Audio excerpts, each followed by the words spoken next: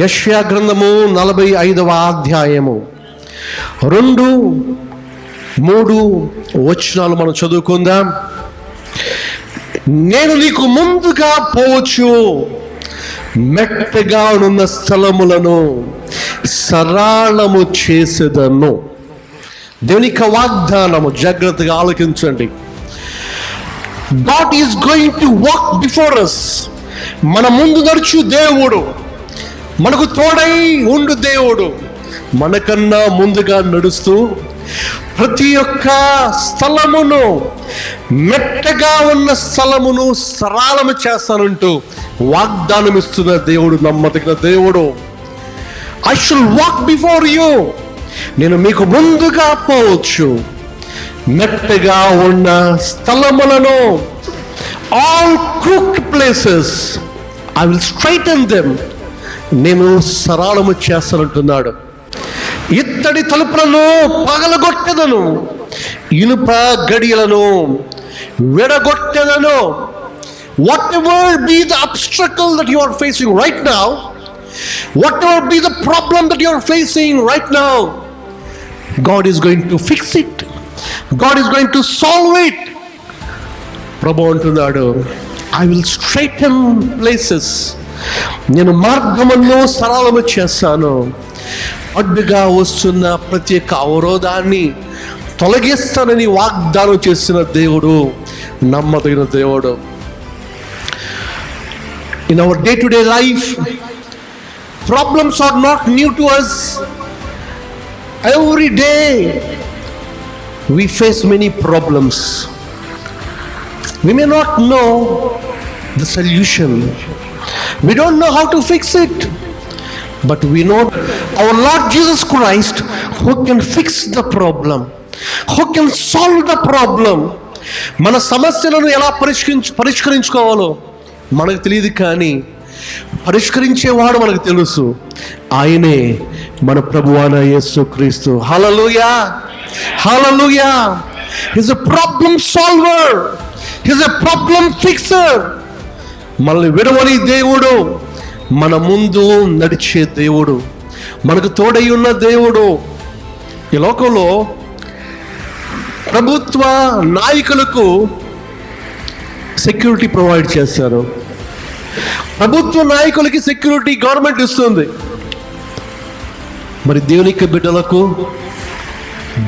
బిడ్డలకంట దేవుడు ఆయన దూతల్ని సెక్యూరిటీగా మనకు ఉంచుతాడంట. హల్లెలూయా. ప్రభు అంటున్నాడు, He says, నీ మార్గములన్నిటిలో నిన్ను కాపాడుటకు ఆయన దూతలకు ఆజ్ఞాపించును. కీర్తన 91:11. నీ మార్గములన్నిటిలో నీకు తోడుగా ఉండటానికి, నిన్ను కాపాడటానికి ఆయన దూతలకు ఆజ్ఞాపించే దేవుడండి. You know why? ఈ లోకంలో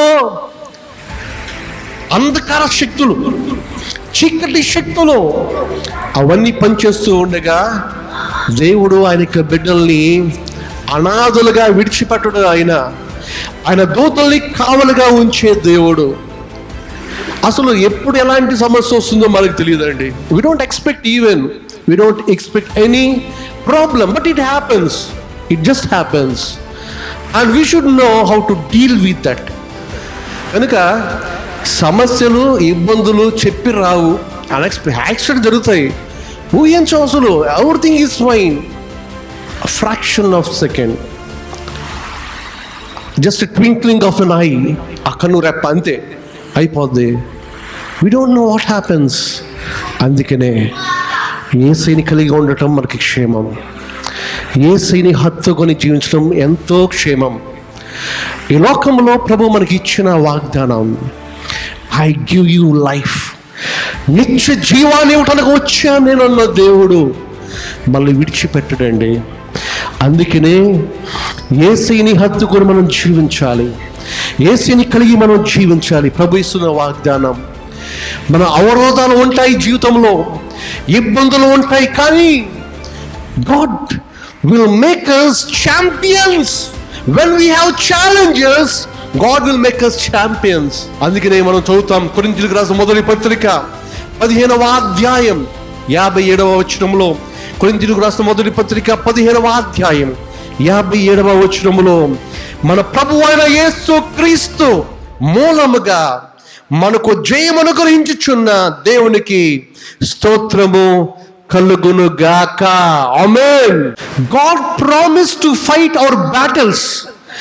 మన యొక్క ప్రతి ఒక్క యుద్ధాలను, మన జీవితంలో పోరాటాలను ప్రభు చేస్తానని వాగ్దానం ఇచ్చాడు. He can make our wrongs right. మన యొక్క తప్పుల్ని సరిదిద్ది మనల్ని సన్మార్గంలో నడిపించే దేవుడు ఆయన. మన జీవితంలో చెడ్డవారిని తొలగించి మంచి వారిని మన జీవితంలో నిలబెట్టే దేవుడు ఆయన. He always makes good to his people. అటువంటి గొప్ప దేవుడు ఈ ఉదయకాల సమయంలో మనతో మాట్లాడుచుండగా, దేవుని యందు విశ్వాసాన్ని ఎప్పుడు కోల్పోమాకండి. ప్రభు వాగ్దానం మనకన్నా ముందు నడుస్తూనే వాగ్దానం. ఈ రోజున ప్రభు మన ముందు నడుస్తున్న దేవుడు. మెట్టగా ఉన్న స్థలములను నేను సాలపరుస్తాను అనే వాగ్దానం ఇస్తున్న దేవుడు ఉన్నాడు. చూచారా? ప్రభు అయిన యేసు క్రీస్తు ఆయన్ని హత్తుకొని జీవించినప్పుడు ఆయన యందు విశ్వాసము, శిష్యులు అడిగారు ప్రభుని. శిష్యులు వచ్చి ప్రభుని, లార్డ్ ఇంక్రీజ్ అవర్ ఫెయిత్, అయా మా విశ్వాసాన్ని అధికము చేయి అన్నారు ప్రభుని. ఏమన్నారు? విశ్వాసాన్ని అధికము చేయి, ఇంక్రీజ్ అవర్ ఫెయిత్. ప్రభు ఏం చెప్పాడు తెలుసా? ఏమన్నాడు ప్రభు? ఆవగింజంత విశ్వాసం ఉన్నాడు యేసయ్య. వీళ్ళేమన్నారు? ఇంక్రీజ్, అయ్యా మాకు గొప్ప విశ్వాసము కావాలి అంటే ప్రభు ఎంత చూపించాడు విశ్వాసం? ఆవగింజ. ఆవగింజను చూపించాడని చెప్పి చిన్న విశ్వాసం అనుకోమాకండి. ఆవగింజ ఏం చెప్తుందో తెలుసా? ఆవగింజలో జీవం ఉన్నది. జీవం, it's living. The seed is living. నీ విశ్వాసంలో జీవం ఉంటే, నీ విశ్వాసము సరైన విశ్వాసం ఉంటే, it can be small but living. You should have living faith, not dead faith. మృతమైన విశ్వాసం వల్ల కాదు.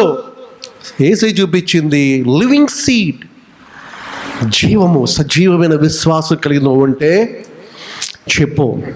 ఏం చెప్పాలి? ఇదిగో ఆ యొక్క కంబళి చెట్టుతో చెప్పమన్నాడు. ఏమని? నీవు వేళ్లతో కూడా పిగిలింపబడి సముద్రములో నాటబడమని చెప్పినప్పుడు అది మీకు లోపడుతుందంట. చెట్టు లోపడుతుందంట అండి. Even the tree will obey you when you have living faith.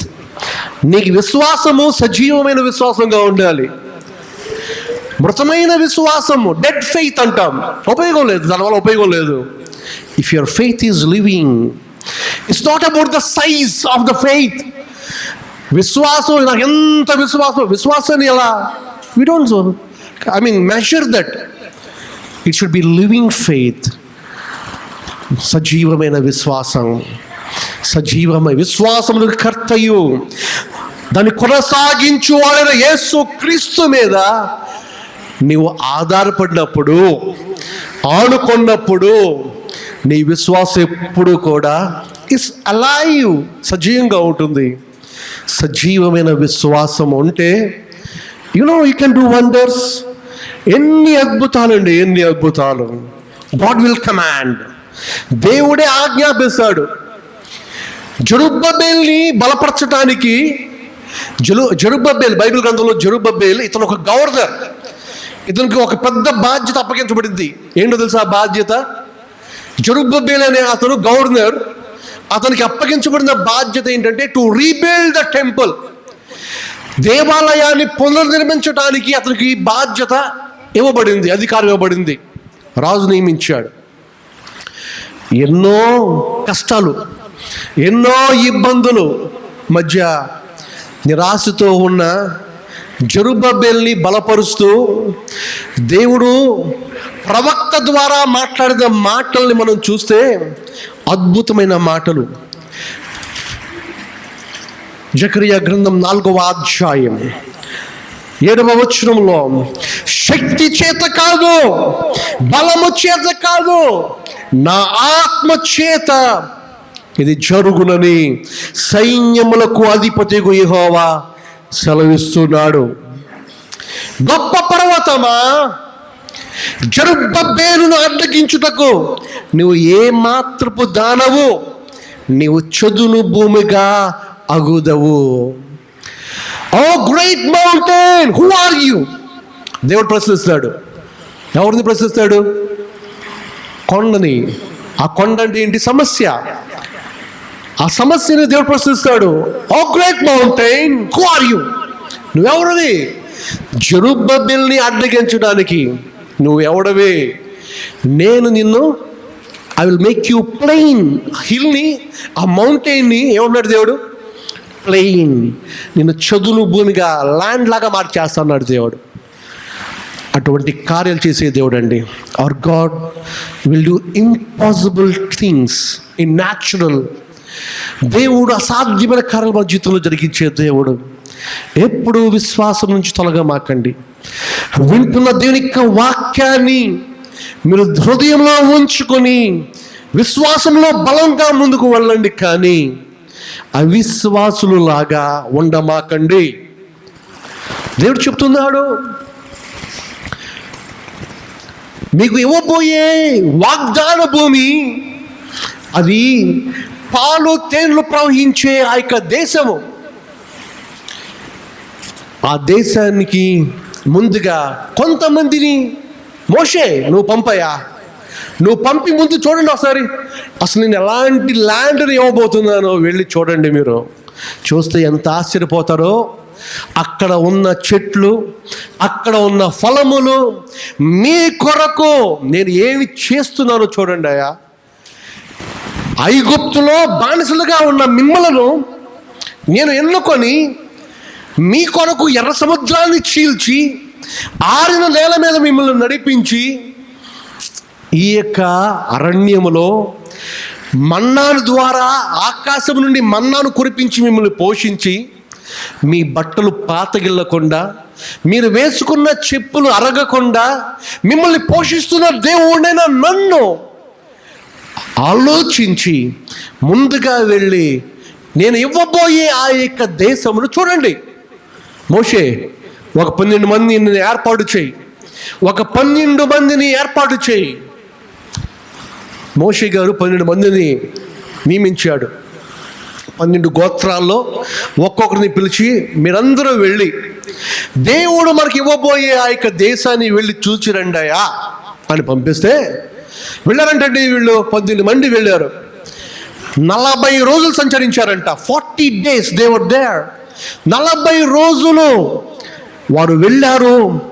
40 రోజులు అక్కడున్న ఆ ప్రదేశం అంతా చూచారంట. వారు చూచి అక్కడి నుంచి వచ్చి అంటున్న మాటలు చూద్దాం. సంఖ్యాకాండము 13వ అధ్యాయము. సంఖ్యాకాండము 13వ అధ్యాయం. నీవు మమ్మును పంపిన దేశములకు వెళ్ళితిమి. We went there. చూసారా ఎంత చక్కగా చెప్తారు వీళ్ళు. ఎంతమంది వెళ్ళారండి? 12 మంది వెళ్ళారు. గోత్రానికి ఒకళ్ళు చెప్పున 12 మంది వెళ్ళి 40 రోజులు సంచరించి దేవుడు ఇవ్వబోయే ఆ దేశాన్ని చూచి వచ్చి ఏమంటున్నారు చెప్పండి? అది పాలు తేనెలు ప్రవహించు దేశమే, దాని పండ్లు తెచ్చాం చూడండి. అయితే ఆ దేశములో నివసించే జనులు బలవంతులు, వారు పట్టణములు ప్రాకారములు గలవి, అవి మిక్కిలి గొప్పవి, మరియు అక్కడ అనాకీలను మేము చూచితిమి. ఏమంటున్నారు వీళ్ళు? అయ్యా చాలా బాగుంది, పాలు తేనెలు ప్రవహించే దేశము, చక్కటి పండ్లు ఉన్నాయి, పండ్లు కూడా తెచ్చాం చూడండి.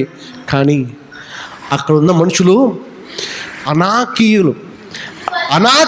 వాళ్ళు ఉన్నత దేహులు. ఒక్కొక్కరిని చూస్తుంటే వాళ్ళ ముందు మేము మిడతల్లాగా కనపడుతున్నాం.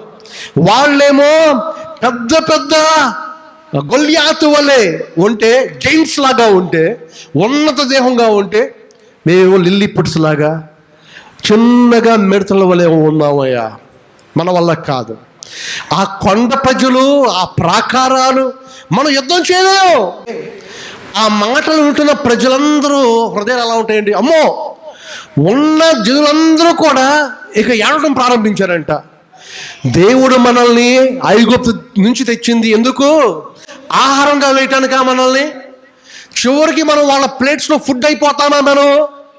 ఏంటండి అని చెప్పి వాళ్ళు భయపడుతున్నారంట, ఏడుస్తున్నారంట అండి, తలలు కొట్టుకుంటున్నారంట. అయితే కాలేబు అనే భక్తుడు కూడా ఆ 12 మందితో పాటు ఉన్న వ్యక్తే, పాలు తెలు ప్రవహించే దేశానికి చూడటానికి వెళ్ళిన వ్యక్తే. కాలేబు అనే వ్యక్తి నిలబడి అక్కడున్న ప్రజలను నిమ్మలింపరిచి అంటున్నాడు, చూడండి, మనం నిశ్చయముగా విడుదము, దాన్ని స్వాధీనపరుచుకుందము, దాన్ని జయించుటకు మన శక్తి చాలును. Come on, we can be winners, we can be champions, God will give us victory. దాన్ని మనం స్వాధీనపరుచుకుందాం. we can conquer that. రండి. అందరినీ నిమ్మలపరుస్తుంటే వాళ్ళకి ఎక్కుతాయా మాటలు? వాళ్ళకి మాటలు ఎక్కట్లేదు. ఇప్పుడు 12 మంది ఉన్నారండి. 12 మందిలో 10 మంది చెడ్డ సమాచారం తెచ్చారు. ఏమని? అమ్మో, అక్కడికి వెళ్ళామంటే అక్కడ ఉన్న వాళ్ళు మనల్ని తినేస్తారు, మనం మిడతల్లాగా చిన్నగా ఉంటాం, వాళ్ళేమో ఉన్నత దేహులు అనే మాటలు 10 మంది చెబితే ఆ ఉన్న జనాభా అంతా కూడా ఎవరి మాటలు నమ్ముతారు? 10 మంది మాటలు నమ్ముతారా? ఇద్దరు మాటలు నమ్ముతారా? 10 మంది మాటలే నమ్ముతారు కదా. లోకం ఇడిపోతుంది చూడండి. దేవుని యొక్క బిడ్డలు 2 ఉన్నారు అక్కడ. ఆ 12 మందిలో 2 యెహోషువ, కాలేబు దేవుని యందు విశ్వాసముతో ఉన్న భక్తులు వాళ్ళు. ఆ 2 చెప్తున్నారు, అయ్యా, దేవుడు మనకి శక్తినిస్తాడు. శక్తి చేత కాదు, మన శక్తి కాదు, మన బలం కాదు, ఆయన ఆత్మ అయిన దేవుడు మనకు తోడుగా ఉండి విజయం ఇస్తాడయ్యా. మనం వెళ్దాం రండి, స్వాధీనపరుచుకుందాం రండి అని చెప్తే, నో, మేము రామంటే రామన్నారంటండి. ఈ విధముగా అవిశ్వాసముతో ఉండి దేవుడు చేయబోయే మేలుని వారు పొందుకోలేకపోతున్నారండి. అవిశ్వాసం ఎంత ప్రమాదం, జాగ్రత్త. దేవుని యందు విశ్వాసాన్ని కోల్పోతే నీ జీవితంలో చాలా నష్టపోతావు. ఈ 10 మంది చెప్పిన చెడ్డ సమాచారం వల్ల ప్రజలు ముందుకు వెళ్ళటానికి బదులు అక్కడక్కడే సంచరించారంట. వాస్తవానికి వీళ్ళు ఉన్న ఆ స్థలం నుంచి దేవుడు ఇవ్వబోయే వాగ్దాన భూమికి వెళ్ళటానికి కేవలం 15 రోజులు ఆన్ ఫుట్, కాలినడక మీద 15 రోజుల్లో వెళ్ళిపోతారు. కానీ వారి అవిశ్వాసం వల్ల ఏం జరుగుతుందో తెలుసా? 40 సంవత్సరాలు అరణ్యంలోనే తిరుగుతూ ఆ తరం వాళ్ళందరూ నశించిపోయారంట. ఆ తరంలో ఉన్నవాళ్ళు, ఆ జనరేషన్లో ఉన్నవాళ్ళు యెహోషువ, కాలేబు తప్ప మిగిలిన వాళ్ళు ఎవ్వరూ కూడా ఆ వాగ్దాన భూమిలోకి, ఇజ్రాయెల్ దేశంలోనికి అడుగు పెట్టలేకపోయాడు. అవిశ్వాసం ఎంత ఇబ్బందిని, ఎంత నాశనాన్ని తీస్తుందో గమనించండి. దేవుని యందు విశ్వాసంతో మనం జీవించడం, దేవుడిస్తున్న ప్రతి ఒక్క వాగ్దానాన్ని నమ్మటం, భక్తులు చెప్పుతున్న హెచ్చరికల్ని నమ్మి వాక్యానుసారంగా జీవించడం, ఇది ఎంతో ప్రాముఖ్యం.